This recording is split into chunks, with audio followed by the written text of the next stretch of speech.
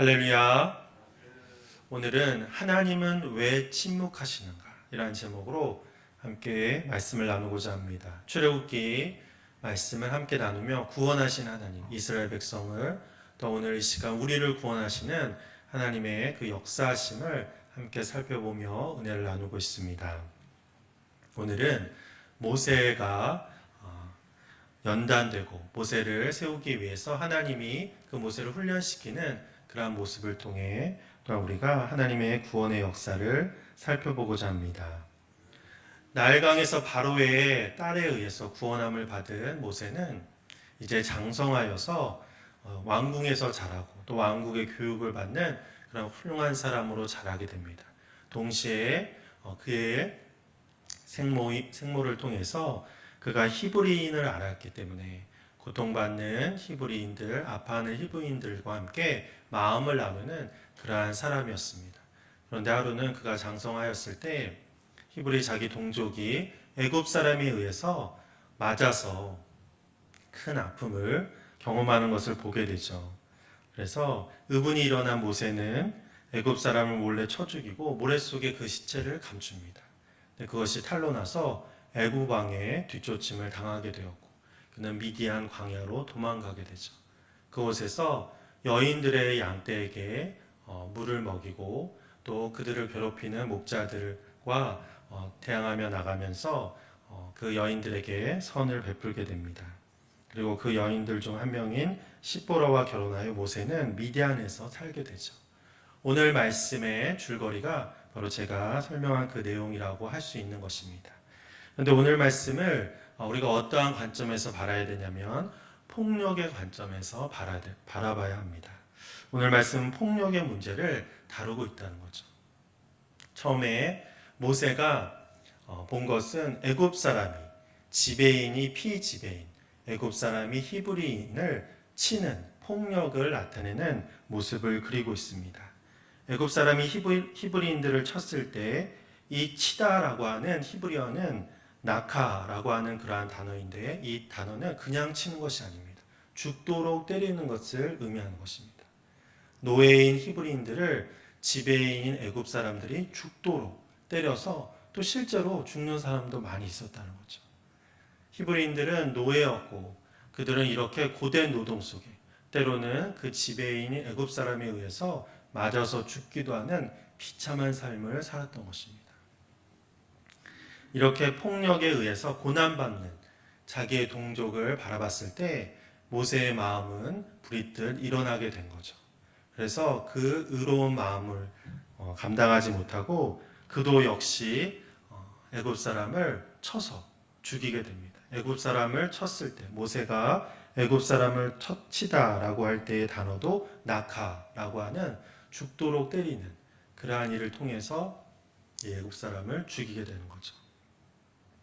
모세는 폭력을 통해서 폭력에 대항한 것입니다. 폭력에 우리가 어떻게 대항하며 나가느냐, 이것은 우리의 삶에 굉장히 중요한 문제입니다. 모세가 의로운 마음으로 자기 동족을 도와주기 위해서 폭력을 행했다고 해서 그것이 의로울까 우리는 생각해야 합니다. 우리 사회에도 폭력이 너무나 많죠. 국가 폭력도 있고 또 학교 폭력, 가정 폭력, 지금 특히 뉴스를 많이 차지하는 것이 이 폭력의 문제입니다. 또 세계 곳곳은 폭력으로 아파하는 그런 오래된 역사를 가지고 있죠. 세계적인 지성인 제레미 다이아몬드가 쓴 대변동이라는 그런 책이 있습니다. 이 책은 어떻게 이 사회가 변화되고 있고 문화적으로 또한 정치적으로 그 변화에 대해 어떻게 대응해야 되는지 말하고 있습니다. 그런데 그 변화의 핵심 중 과거의 사물이라고 이야기되는 것이 폭력에 의한 통치입니다. 실제로 이 책에서는 칠레와 인도네시아의 군부 통치를 이야기하고 있는데 폭력이 얼마나 끔찍하고 폭력에 의해서 얼마나 많은 사람들이 학살당하고 죽었는지를 이야기하고 있습니다. 그런데 이러한 극단적인 현실뿐만 아니라 지금 이 시간에도 많은 사람들이 폭력으로 인해서 아파하고 폭력으로 인해서 괴로워하는, 폭력으로 인해서 삶을 포기하는 사람들도 있다는 것을 우리는 기억해야 합니다. 그 누구도 폭력으로부터 자유로울 수 없는데 그러면 우리가 이 폭력을 어떻게 대하며 나가야 하는가? 폭력의 문제를 어떻게 해결할 수 있는가? 바로 이 문제를 오늘 말씀은 이야기하고 있는 것이죠. 많은 사람들이 폭력을 폭력으로 대하는 경우가 많습니다. 모세가 그랬죠. 모세도 고등교육을 받은 사람이고 왕실의 교육을 받은 사람입니다. 사리분별을 할 줄 알고 또 정확한 판단을 할 줄 아는 사람입니다. 그럼에도 불구하고 폭력에 대해서 폭력으로 대항합니다. 왜냐하면 폭력이 가장 확실한 결과를 낳는다고 생각하기 때문이죠. 그렇지만 불행히도 폭력은 또 다른 폭력을 낳을 뿐입니다. 모세가 애굽 사람을 죽였을 때 결과적으로 애굽 왕이 또 폭력을 행사하기 위해 모세를 뒤쫓고 있는 것입니다. 폭력은 폭력을 낳고 폭력의 악순환으로 인해서 결코 폭력의 문제가 해결될 수 없는 거죠. 그럼에도 불구하고 이 폭력의 결과가 눈에 보이기 때문에 우리는 손쉬운 방법으로 폭력을 폭력으로 대항하고자 하는 것입니다. 하지만 하나님의 방법이 아님을 우리는 너무나 잘 알고 있습니다. 두 번째로 모세는 두 번째 이야기가 나오고 있는데 이 두 번째 이야기에서는 폭력에 대해서 폭력으로 대항하지 않습니다. 두 번째 이야기는 앞에서 말씀드렸듯이 16절 이하에 나오고 있는데 모세가 이제 미디안 광야로 내쫓기게 된 거죠. 그곳에서 방랑자의 삶, 나그네의 삶을 살아가게 됩니다. 그런데 그곳에서 한 여인의 무리들이 양을 먹이기 위해 우물가에 왔다는 것이죠. 그런데 다른 목자들이 그 우물의 물을 차지하기 위해서 이 여인들을 폭력으로 내쫓는 그러한 장면이 나옵니다. 과거의 모세 같았으면 이 목자들과 싸웠을 것입니다. 이 우물을 차지하고자. 그래서 이 여인들에게 주고자 그렇게 싸우고 폭력으로 대항했을 것입니다. 그런데 오늘 말씀 17절에 보면 모세가 폭력을 행했다라고 나오지 않습니다. 17절의 말씀입니다. 목자들이 와서 그들을 쫓는지라 모세가 일어나 그들을 도와 그 양떼에게 먹이니라. 모세가 목자들과 싸웠다는 얘기, 목자들을 내쫓았다는 그런 얘기는 없습니다.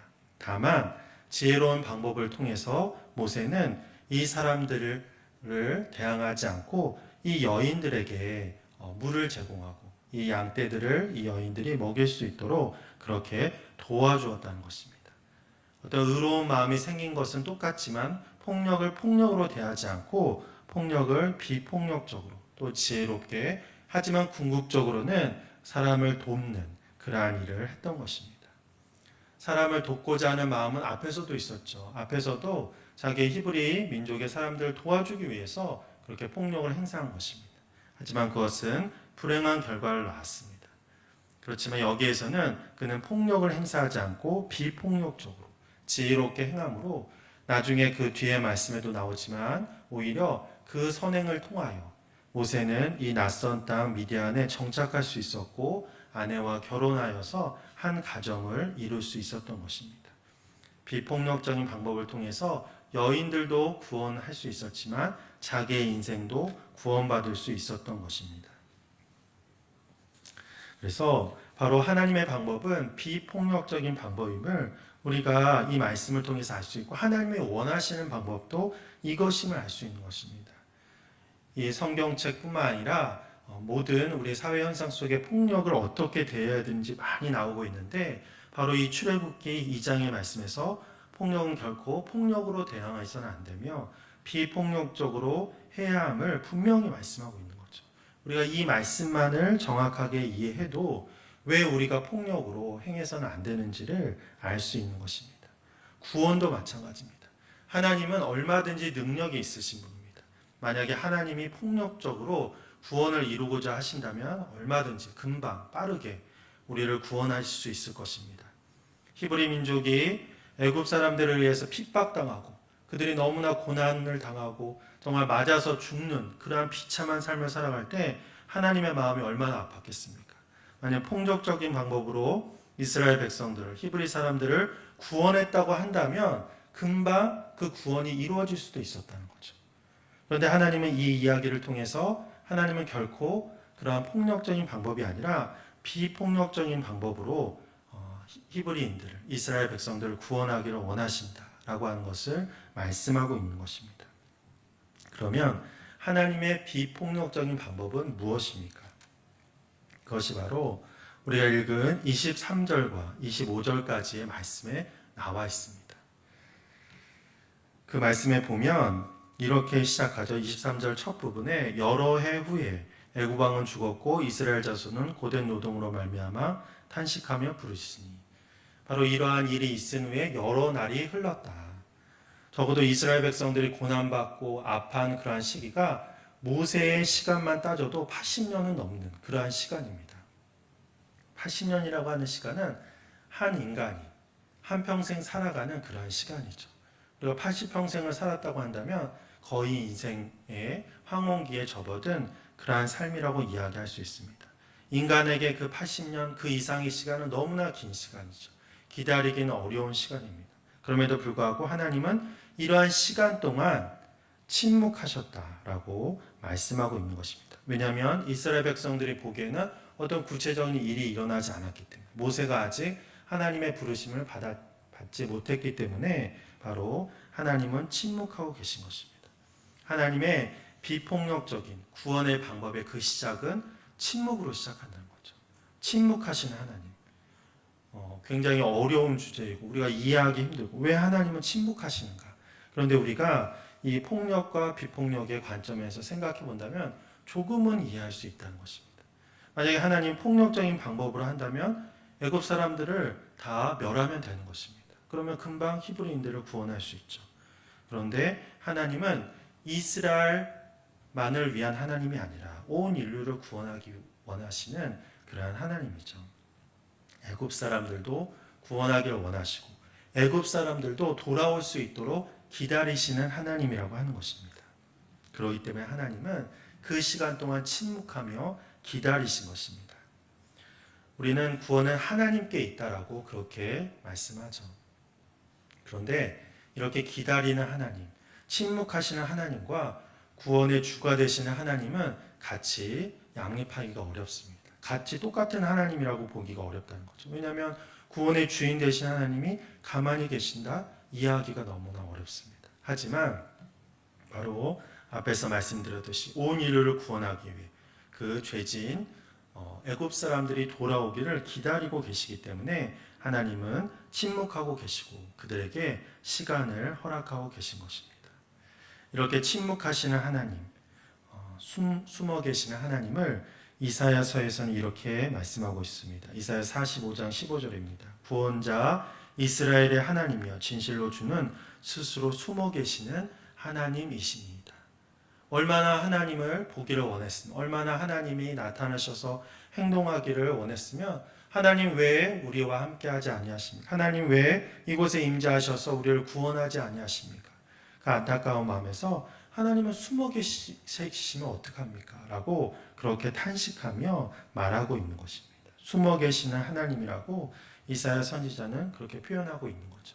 이사야 선지자는 하나님을 만난 사람입니다. 하나님의 부르심을 받은 자이고 하나님의 음성을 들은 자이고 하나님의 역사하심을 경험한 자입니다. 그런데도 온 인류를, 적어도 이스라엘 백성을, 적어도 아파하고 탄식하는 사람들을 구원하시지 않는 그 하나님의 모습을 보면서 왜 하나님 숨어 계십니까? 라고 그렇게 탄식하고 있는 것입니다. 그럼에도 불구하고 하나님이 이렇게 숨어 계시는 이유, 바로 침묵하고 계시는 이유는 바로 온 인류를 구원하기 위한 하나님의 방법임을 우리가 이해해야 한다는 것이죠. 그래서 하나님은 바로 모든 인류를 구원하시고 특별히 애굽 사람까지도 구원하기를 원하신다는 것입니다. 그래서 하나님은 비폭력적인 방법으로 이 구원의 역사를 이어가십니다. 그런데 이렇게 생각했을 때, 이렇게 이제 말씀을 드렸을 때 출애굽기를 아는 우리 신앙인들은 한 가지 의문을 가질 수 있습니다. 뭐냐면 그러면 이스라엘 백성들을 구원할 때 하나님께서 10가지 재앙을 내리시는데 그것은 폭력적인 방법이 아닌가? 장자의 죽음을 통해서 애굽의 장자들이 거의 죽게 되었는데 그것은 폭력적인 방법이 아닙니까? 그렇게 물을 수 있는 거죠. 그런데 우리가 앞에서 말씀드렸듯이 바로 오랫동안 기다리셨다는 것, 그거 하나만으로도 일방적인 폭력은 아니라는 것입니다. 왜냐하면 그들이 돌아올 수 있는 시간을 그들에게 주었기 때문이죠. 또한 10가지 그 재앙은 가만히 보면 그들이 얼마든지 이 재앙을 피해갈 수 있는 것입니다. 왜냐하면 하나님께서 이스라엘 백성을 내보내라, 그렇게 모세의 입을 통해서 바로에게 이야기했을 때 바로가 이스라엘 백성을 내보내면 그 재앙은 임하지 않는 겁니다. 그런데 바로의 고집으로 인해서 바로 그들이 그러한 재앙을 받게 된 거죠. 또한 장자의 죽음은 더군다나 비록 왕인 바로가 한 선택을 해서 많은 사람들의 피해를 볼 수 있는 다른 재앙과는 달리 이 생명을 앗아가는 장자의 죽음의 재앙은 각 개인들이 판단할 수 있도록 하신 겁니다. 왜냐하면 양의 피를 문설주에 바른 자, 그 집은 이 죽음의 천사가 넘어가는 그런 은혜를 허락하셨다는 것입니다. 실제로 유대인뿐만 아니라 이 하나님의 음성, 모세의 음성을 신뢰하는 사람들은 이 문지방에 바로 양의 피를 바름으로 이 죽음의 천사의 재앙을 벗어날 수 있었다는 거죠. 각 개인이 판단할 수 있었던 것입니다. 이것은 일방적인 폭력, 일반적인 하나님의 어떤 힘에 의한 그러한 구원이 아니라는 거죠. 그냥 그들이 선택할 수 있고 그들이 판단할 수 있고 그들이 정말 하나님을 신뢰한다고 한다면 얼마든지 구원의 자리로 갈 수 있었기 때문인 것입니다. 그래서 이러한 비폭력적인 방법으로 하나님은 인류를 구원하시는데 그 시작은 하나님의 침묵으로 시작된다는 것입니다. 우리가 때로는 공고한 상황, 아픔의 상황, 괴로움의 상황 속에서 하나님 왜 침묵하고 계십니까? 하나님 왜 저를 구원하지 아니하십니까? 왜 이러한 고통받는 이런 사회적인 모습 속에 왜 하나님의 정의는 나타나지 않습니까? 이렇게 우리는 울부짖을 수 있습니다. 그런데 하나님은 때를 기다리며 침묵하고 계시고, 하지만 그 죄인들이 돌아오기를 기다리고 계신 것입니다. 그 하나님의 기다림에 우리도 너무나 고통스럽고 너무나 마음 아프지만 그 하나님의 마음을 조금은 이해하며 나가야 한다는 것이죠. 하지만 하나님의 구원의 역사는 침묵으로 끝나는 것이 아닙니다. 침묵으로 다 이루어지는 것이 아닙니다. 하나님은 때가 되어서 반드시 일어나서 행동하시는 분이라는 것입니다. 그것이 바로 24절 이하에 나오고 있음을 볼 수 있습니다. 그래서 이스라엘 백성들이 부르짖어 나갈 때 하나님은 4가지 행동을 통하여 구원의 역사를 일으키십니다. 그 4가지 행동은 들으시고 기억하시고 보시고 아시는 것입니다. 이 4가지 행동을 통해서 하나님은 인류를 구원하시고 온 인류 또한 우리를 구원하심을 우리는 기억해야 하는 것입니다. 먼저 하나님은 들으시는 하나님이라는 거죠. 우리가 고통 가운데 아픔 가운데 있을 때 이스라엘 백성도 오늘 23절에 보면 그 고된 노동으로 말미암아 탄식하며 부르짖었다. 그 부르짖는 소리가 하나님께 상달되었다. 그런데 그 소리를 하나님은 들으셨습니다. 하나님은 귀담아 들으시고 그 소리를 받아들이시는 그러한 하나님이었다는 거죠. 우리가 아픔의 상황, 삶의 고통 속에 있을 때 그래서 그 애통함을 표현하고 부르짖었을 때 그 아픔을 누가 듣기만 해도 큰 위로가 되는 것입니다. 내 아픔을 함께 해주고 누가 특별한 말을 하지 않아도 그 아픔을 들어주기만 해도 우리는 큰 위로와 힘을 얻을 수 있는 것입니다. 시편 40편 1절에 이렇게 다윗은 고백하고 있습니다. 내가 여호와를 기다리고 기다렸더니 귀를 기울이사 나의 부르짖음을 들으셨도다. 우리의 신음까지도 들으시는 하나님은 우리의 애통함, 우리의 부르짖음을 반드시 들으시는 분입니다. 내 아픔을 아무도 모를 거라고 생각하지만 하나님은 들으시고 하나님은 그 부르짖음을 통하여 하나님의 역사하심을 시작한다라고 하는 것입니다. 또한 하나님은 기억하시는 하나님입니다. 오늘 말씀에 보면 하나님은 아브라함과 이삭과 야곱에게 세운 언약을 기억하셨다라고 말씀하고 계십니다.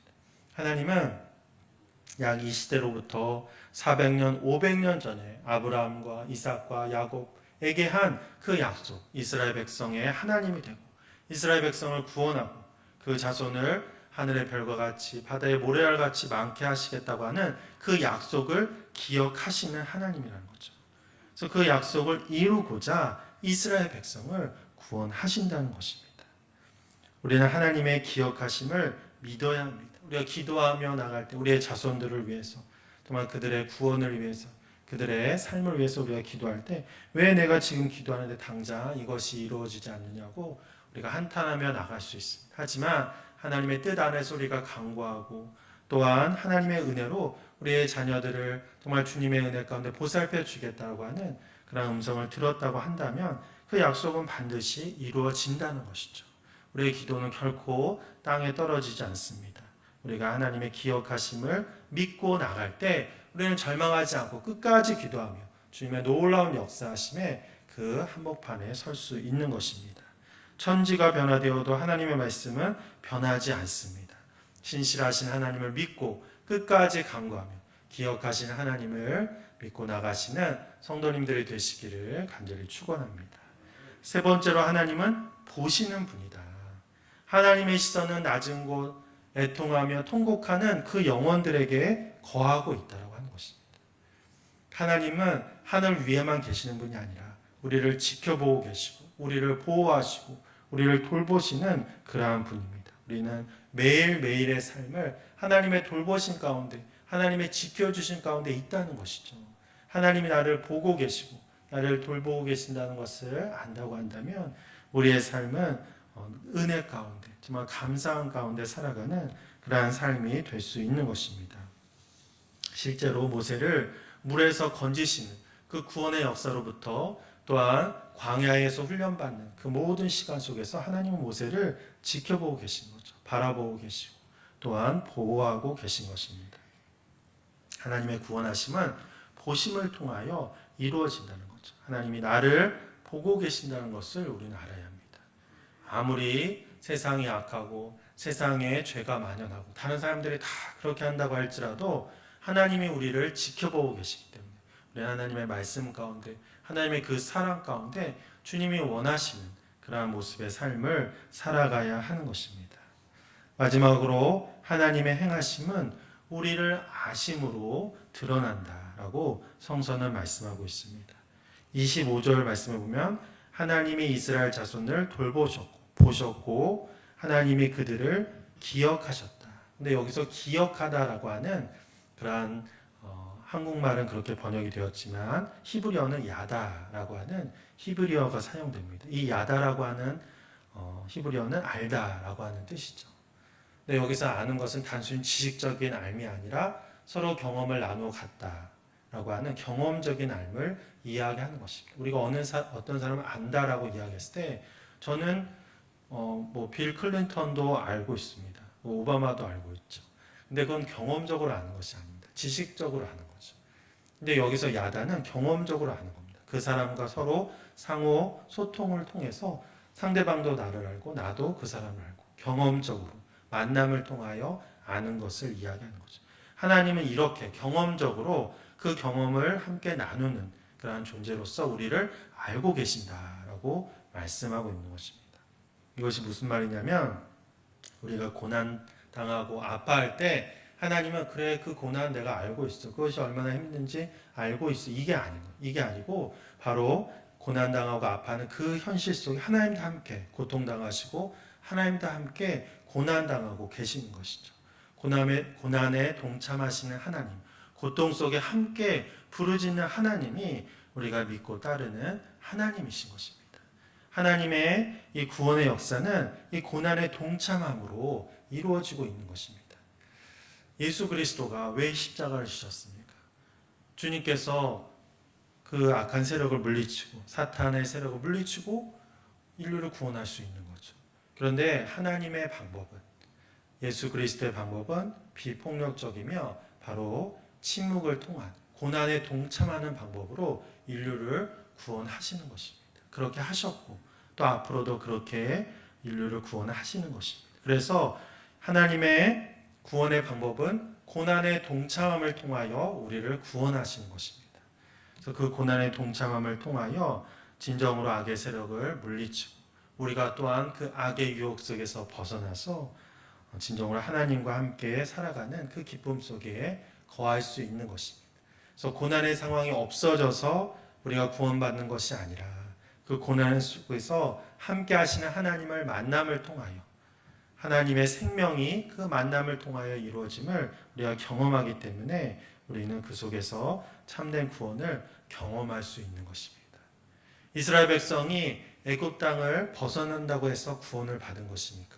물론 눈으로 보기에는 그렇습니다. 눈으로 보기에는 그들이 가나안 땅에 감으로써 그들을 핍박하고 그들을 압제하는 사람이 없어졌기 때문에 구원받았다라고도 할 수 있습니다. 하지만 그것은 현세의 삶이죠. 진정한 구원은 바로 메시아의 오심으로, 예수 그리스도의 오심으로 이루어진 겁니다. 근데 그 진정한 구원은 바로 예수님의 십자가의 보혈을 통해서 이루어진 것이고 그것은 고난에 동참하는 예수님을 통해서 이루어진 것이라는 거죠. 그래서 진정한 구원은 바로 하나님의 고난에 동참하는 그 은혜를 통하여 이루어지는 것입니다. 이것은 무슨 말입니까? 우리가 하나님의 구원의 도구가 된다는 말은 바로 하나님과 같이 예수 그리스도와 같이 그 고난에 동참하며 그 고난에 아파하는 자들과 함께 아파할 때 진정으로 구원의 도구가 될 수 있다는 그런 말이 되는 것이죠. 우리는 구원받은 자로서 그 기쁨만을 누리길 원합니다.